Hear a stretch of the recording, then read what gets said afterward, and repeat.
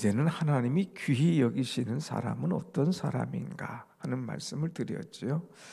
하나님은 이제 하늘의 미랄이 땅에 떨어져 죽는 그런 사람, 그래서 열매를 맺는 사람을 귀하게 여기시고, 또 자기 생명을 사랑하지 않고 포기하지 않고 아낌없이 헌신하는 사람을 기뻐하시고, 특별히 하나님은 주님을 따르면서 이제 주님을 섬기는 사람을 귀하게 여기신다 하는 말씀을 들었습니다. 자, 그러면은 이제 주님은 귀하게 여기시는 것을 가르쳐 줄 뿐만 아니라 오늘 13장에서는 그것을 실천하여서 본을 보여주십니다. 특별히 나를 따르며 섬기는 자를 하나님께서 기뻐하신다 그랬는데, 하나님께서 이제 어떻게 섬기는 것을 기뻐하시는가 하는 것을 우리에게 본을 보여주셨습니다. 그래서 오늘 찬송가에도 사랑하는 주님 앞에, 그러면서 우리에게 본을 보여주시는 주님, 특별히 주님은 우리에게 본을 보여주시는데 어떤 본을 보여주시느냐, 오늘 본문 말씀 보면 세 가지 본을 보여주십니다. 먼저 1절 말씀 보면 1절 같이 봅시다. 시작. 유월절 전에 아버지께서 자기가 세상을 떠나 아버지께로 돌아갈 때가 이른 줄 아시고 세상에 있는 자기 사람들을 사랑하시되 끝까지 사랑하시니라. 아멘. 우리 예수님은 우리에게 사랑의 본을 보여주시는 예수님이다 하는 말씀이죠. 여러분, 요한복음에는 사랑이라고 하는 단어가 참 많이 나와요. 오늘 1절에만 해도 벌써 2번 나왔지 않습니까? 특별히 오늘 13장부터 해서 21장 사이에 사랑이라는 단어가 무려 45번이나 나옵니다. 45번. 그만큼 예수님의 중요 키워드는 뭐냐? 사랑인 거예요. 사랑. 그래서 우리에게 주님은 사랑의 본을 보여주시는 그런 모습을 볼 수가 있습니다. 특별히 주님께서는 우리를 사랑하시되 언제까지 이 사랑하시느냐, 언제 사랑하시느냐, 이런 것들을 볼 수가 있는데, 먼저 한번 1절 말씀 앞에 보면 주님께서 세상을 떠나 아버지께로 돌아갈 때가 이른 줄 아시고 그랬어요. 주님은 이제 죽음이 가까운 줄 아시면서도 그 때를 놓치지 않고 사랑하셨다고 하는 것입니다. 때를 가리지 않고 사랑하신 거예요. 지금 죽을 때가 이른 줄 아셨어요. 지금 자신의 마지막 때가 이른 줄 아셨어요. 그럼에도 불구하고 이제 주님은 사랑의 모습을 우리에게 보여주십니다. 십자가의 고통이 이른 때가 아시고 아시면서도 사랑하시는 그런 주님. 그런데 주님께서 자기 사람들을 사랑하시되 끝까지 사랑하시느니라 그랬어요. 우리 주님의 사랑의 본은 뭐냐? 끝까지 사랑하셨다고 하는 거죠. 여러분, 이제 우리가 사랑하되 그냥 잠시 아니면 일부분만 이럴 수가 있지만 주님은 끝까지 우리를 사랑하셨습니다. 시간적으로 하실 수 있는 능력적으로 최대한은 다해서 끝까지 사랑하셨다고 하는 그런 말씀이에요. 정말 이 말씀을 볼 때에 얼마나 은혜가 되는지 모릅니다. 나 같은 사람을 주님께서 모른다 하지 않고 외면하지 않고 끝까지 사랑해 주셨다. 이것이 얼마나 감사한지. 그래서 주님이 우리에게 보여주신 그 본을 받고 우리도 끝까지 사랑할 수 있는 은혜의 사람, 믿음의 사람이 되어야 될 줄로 믿습니다. 아멘. 주님은 한계 없는 사랑이에요. 변함이 없는 사랑이에요. 조건 없는 사랑이에요. 그것을 가지고 끝까지 우리를 사랑하셨다. 우리도 주님을 끝까지 사랑할 수 있는 사람, 주님이 우리를 끝까지 사랑하신 것처럼 나도 끝까지 어떤 일이 있어도 어떤 사람을 만나도 어떤 일을 당해도 관계없이 우리 주 예수님만을 끝까지 사랑할 수 있는 그런 믿음이 있어야 된다고 하는 것이죠. 그리고 주님은 우리를 사랑하시되 어떤 사랑을 주셨느냐면 그럼에도 불구하고 우리에게 사랑을 베풀어 주셨습니다. 여러분, 이제 주님은 어떤 상태에 있었느냐? 2절에 보면 2절 한번 같이 볼까요? 2절 시작. 마귀가 벌써 시몬의 아들 가룟 유다의 마음에 예수를 팔려는 생각을 넣었더라. 마귀가 벌써 유다에게 예수님을 팔려고 하는 생각을 넣었어요. 그거 주님이 아셨어요. 그럼에도 불구하고 주님은 이 유다를 사랑하셨습니다. 이제 이 성경은 안 적혀 있지만 역사자들은 예수님께서 제자들의 발을 씻기는데 누구의 발을 제일 먼저 씻겼느냐? 유다의 발을 제일 먼저 씻겼다고 하는 그런 기록이 있습니다. 나를 팔을 사람, 나를 속인 사람, 나를 미워하는 사람이지만 주님은 그 사람을 가장 사랑해주고 발을 씻겼다고 하는 그런 이야기죠. 유다에게 회개를 맡겼어요. 회개라고 하는 것은 가장 믿을 만한 사람에게 맡기는 것 아닙니까? 그런데 유다가 이 귀한 주님의 이 사랑 이것을 외면하고 돈 몇 푼에 주님을 팔려는 그런 생각을 가졌죠.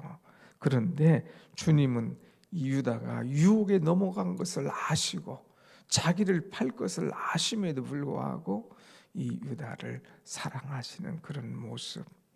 또 유다뿐만 아니에요. 주님은 제자들의 마음을 다 아셨어요. 38절 우리가 보진 않았지만 뒤에 쭉 가면 베드로도 예수님을 3번 부인할 것을 아셨어요. 그래서 내가 닭 울기 전에 내가 나를 3번 부인하리라. 주님 벌써 미래를 다 아시는 거예요. 유다가 자기를 팔 것을, 베드로가 자기를 부인할 것을 아심에도 불구하고 그들을 사랑하시는 주님의 모습입니다. 여러분, 우리에게도 이런 이 모습이 필요하죠. 그럼에도 불구하고 나를 사랑하신 주님, 그것처럼 우리도 주님을 끝까지 사랑할 수 있는 사람. 가정이 좋은 게 뭡니까? 아버지 어머니가 나를 그럼에도 불구하고 사랑하잖아요. 사랑해 주잖아요. 우리도 자식들을 그럼에도 불구하고 사랑해 줄 수 있는 그런 마음이 우리에게 있어야 됩니다. 조건적인 사랑, 반사적인 사랑이 아니라 그럼에도 불구하고 주님은 끝까지 자기 사람들을 사랑하시는 본을 우리에게 보여주셨는데 우리도 이 사랑의 본을 받아서 사랑을 실천할 수 있는 그런 은혜가 있어야 될 줄로 믿습니다. 아멘, 아멘. 자, 두 번째는 이제 우리에게 주님께서 어떤 본을 보여주셨느냐 하면은 겸손의 본을 보여주셨어요. 여러분 4절 말씀을 한번 보십시다. 4절 말씀 다 같이 시작. 저녁 잡수시던 자리에서 일어나 겉옷을 벗고 수건을 가져다가 허리에 두르시고 5절 이에 대야에 물을 떠서 제자들의 발을 씻으시고 그 두르신 수건으로 닦기를 시작하여 그랬어요. 주님은 겸손의 본을 보이시면서 그들을 발을 씻어주는 그 모습을 우리가 볼 수가 있죠. 유대의 이 그 생활 습관이라고 하는 것은 뭐냐? 그래서 사람들이 막 먼지 구덩이 다닐 때에 제대로 된 신이 없으니까 샌들을 신고 다니죠. 샌들 신고 다니니까 거기에 온갖 먼지가 다 붙어올 거 아닙니까? 그래서 집에 들어오면 종이 있는 집은 종이 하인이 주인의 발을 씻어줘요. 문 앞에 항아리가 이렇게 있거든요. 그걸 씻어주는 거예요. 근데 종이 없는 집은 아랫사람이 윗사람의 발을 씻어주는 것이 이 당시의 관례예요. 그런데 주님께서 이제 제자들과 식사하시려고 앉아 있는데 누구 하나 주님의 발을 씻어줄 생각을 하지를 않는 거죠. 그때에 주님께서 일어나셔서 수건을 갖다가 허리에 동이시고 제자들의 발을 씻어주시는 그런 모습입니다. 이 제자들은 항상 머릿속에 무슨 생각이 있느냐, 누가 크느냐, 누가 주님의 오른쪽에 앉느냐, 누가 주님의 왼쪽에 앉느냐, 누가 크냐, 누가 잘났냐, 누가 사랑받느냐, 여기에만 관심이 있어요. 그런데 누구 하나 주님의 발을 씻어줄 생각을 하지 않거든요. 겸손하게 허리를 동일 생각을 하지를 않습니다. 그러나 주님은 겸손하게 이 제자들의 발을 씻어주시는 모습을 우리에게 본을 보여주시고 있다고 하는 것입니다. 여러분, 스승이 제자의 발을 씻기는 것, 이것은 겸손한 자가 아니면 할 수가 없는 거죠. 오늘 우리가 신앙생활을 잘하는 방법은, 또 사회생활을 잘하는 방법은 겸손인 거예요. 겸손. 뭐 조금만 알면 막 그냥 올라가요. 나를 알아주지 않는다고 막 목을 내세우죠. 아니에요. 겸손해야 돼. 겸손. 그래서 잠언지의 18장 12절 말씀 보면 교만은 멸망의 선봉이요 겸손은 존귀의 앞잡이라 그랬어요. 교만은 멸망하는데 가장 앞장선 선봉이야. 근데 겸손은 존귀, 그가 존귀하게 되는 그런 일을 이제 만들어주는 것이 바로 겸손이다 그랬습니다.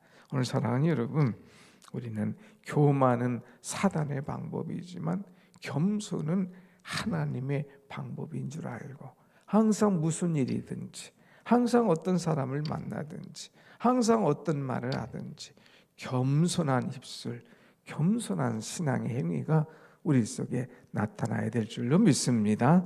아멘. 이 세 번째, 주님이 우리에게 본을 보여주신 것이 있는데 그것이 뭐냐? 섬김의 본을 보여주신 거예요. 주님께서 제자들의 발을 다 씻어줍니다. 베드로가 아유 주여 어떻게 제 발을 씻어줄 수 있습니까? 아닙니다. 뭐 이러쿵저러쿵 얘기도 나오지만 주님이 맨 마지막에 주시는 말씀이 뭐냐? 13절 14절 한번 같이 봅시다. 시작. 너희가 나를 선생이라 또는 주라 하니 너희 말이 옳도다. 내가 그러하다. 내가 주와 또는 선생이 되어 너희 발을 씻었으니 너희도 서로 발을 씻어주는 것이 옳으니라. 아멘. 주님께서 내가 너희에게 서로 이제 발을 씻어주는 것, 이것이 옳아. 그러니까 너희도 이렇게 하면서 15절 한번 같이 봅시다. 15절 시작. 내가 너희에게 행한 것 같이 너희도 행하게 하려 하여 본을 보였노라. 아멘. 본을 보여주셨다 이거예요. 내가 행한 것처럼 너희도 행하게 하려고 본을 보여주셨다 이거예요. 내가 제자들 너희들의 발을 씻겨준 것처럼 너희도 발을 씻겨줘. 너희도 서로 사랑해. 너희도 겸손해. 이 본을 보여주신 이 신앙의 행위를 그대로 따르라 하는 것이죠. 그래서 오늘 찬송, 이 사랑하는 주님 앞에 보면 2절에 이 찬송이 있잖아요. 사랑하는 주님 앞에 온갖 충성 다 바쳐서 괴로우나 즐거우나 주님만 힘써 섬기세. 우리 주님 거룩한 손 제자들의 발을 씻어. 우리 주님의 거룩한 손을 가지고 제자들의 발을 씻겨주시는 이 겸손의 본을, 이 섬김의 본을 보여주신 이 본을 우리가 받아야 되겠다 하는 것입니다. 사랑하는 여러분, 주님이 섬김처럼 이제 우리도 섬기는 그런 은혜의 사람이 되기를 간절히 원합니다. 아멘. 한번 잘 섬겨봅시다. 섬김에는 감동이 따라요. 감동. 누가 나를 섬겨줘봐. 마음이 감동되죠. 생각지도 못한 일로 누가 나를 섬겨줬어. 얼마나 기뻐요. 여러분, 가정에서도 요구만 하지 말고 먼저 섬기세요. 우리 주님처럼 사랑하고 겸손하고 내가 섬길 때에 우리 가족이 이게 감동이 된다니까요. 또 우리 목장에서도 내가 먼저 섬겨 보세요. 아유, 언제나 저렇게 좀 편하려나, 아유, 언제나 저렇게 좀 잘하려나, 이런 마음이 있지만 내가 먼저 섬기면, 내가 먼저 이제 겸손하게 사랑하면 그 사람이 감동이 된다니까요. 어떻게 섬겨야 될지 한번 생각해 보세요. 교회도 마찬가지잖아요. 교회도 섬김의 장소인데 어떻게 내가 교회를 섬겨야 되는지, 어떻게 내가 주님을 섬겨야 되는지 한번 생각을 해보세요, 여러분. 그냥 우리가 그냥 왔다 갔다 하지 말고 섬기려고 생각하면 섬길 것들이 굉장히 많아요. 생각을 안 하니까 그냥 주여 그 기도하고 내 목적만 이루려고 하지 말고 섬김. 그래서 주님께서 섬김의 본을 보여주셨어요. 사랑의 본을 보여주셨어요. 겸손의 본을 보여주셨어요. 이 본을 보여주신 것을 우리에게 그대로 행하라고 말씀하시죠. 그리고 결론이 뭐냐? 17절 말씀 한번 같이 봅시다. 시작. 너희가 이것을 알고 행하면 복이 있으리라. 아멘. 이것을 알아. 그리고 그것을 행해. 그러면 결론으로 너에게 복이 있어. 복이 있어. 사랑해. 겸손해. 섬겨. 그러면 너에게 복이 있어. 몰랐느냐? 이제 알았지. 이것을 알고, 두 번째는 아는 것으로 끝나지 마. 행함으로 옮겨 행동해. 그러면 반드시 복이 따라온다니까. 너에게 복이 있다니까 하는 말씀이에요. 여러분, 오늘 내가 섬길 자를 한번 찾아봅시다. 오늘 내가 섬길 일이 뭔가 한번 봅시다. 보여요. 마음을 먹이면 보인다니까요. 그 섬김의 사람, 섬김의 자리에서 겸손하게 주님의 사랑을 실천하는 여러분과 제가 되기를 간절히 원합니다. 아멘. 기도하십시다.